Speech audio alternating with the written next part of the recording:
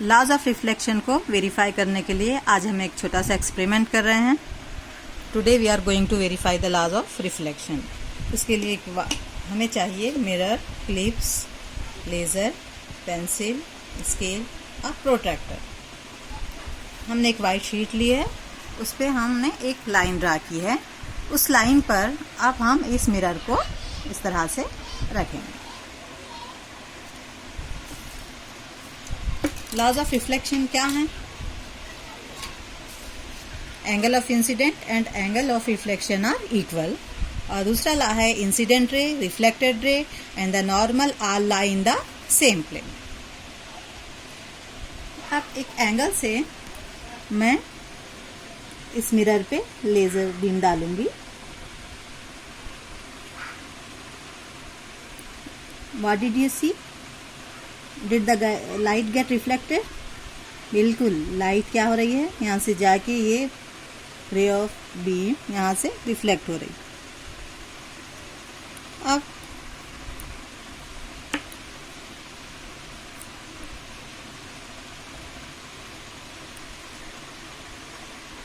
यहाँ पर मैं 2 पॉइंट्स लगा लूंगी।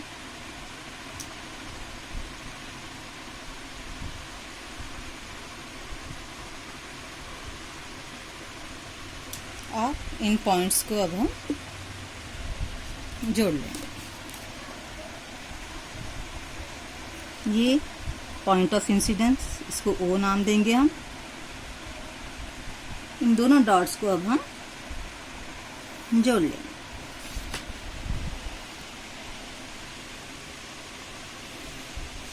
इन डॉट्स को हम नाम देंगे P, Q, R, S। तो ये हो गई इंसिडेंट रे, ये हो गई रिफ्लेक्टेड रे,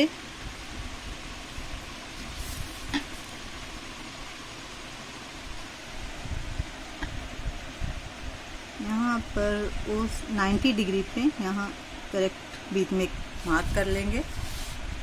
ये हमारा नॉर्मल है। याद रखें, हमेशा नॉर्मल जो मिरर होता है उसका परपेंडिकुलर होता है। तो ये हो गया नॉर्मल।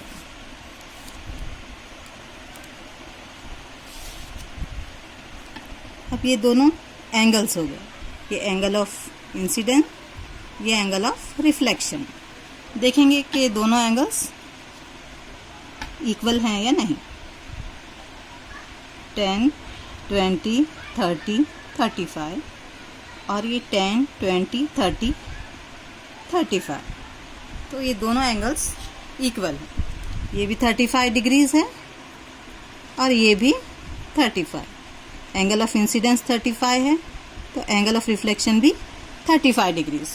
इसको और इजी समझने के लिए और आसानी से समझने के लिए इस तरह से एक प्रोट्रैक्टर का प्रिंट आउट लिया है हमने, ताकि आपको आसानी से ये समझ में आए।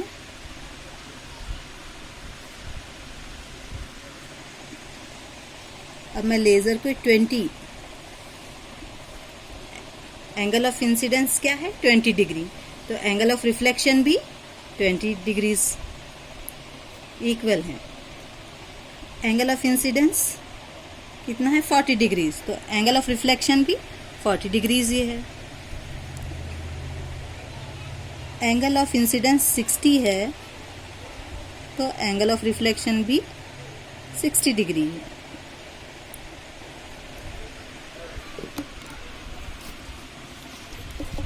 एंगल ऑफ इंसिडेंस 20 था, तो एंगल ऑफ रिफ्लेक्शन भी 20। एंगल ऑफ इंसिडेंस 40 था, तो एंगल ऑफ रिफ्लेक्शन भी 40। एंगल ऑफ इंसिडेंस 60, तो एंगल ऑफ रिफ्लेक्शन भी 60। तो angle of incident and angle of reflection are equal and incident ray, reflected ray and normal are lie in the same plane. तो ये इस तरह से हमारे लॉज ऑफ रिफ्लेक्शन वेरीफाई हो गए।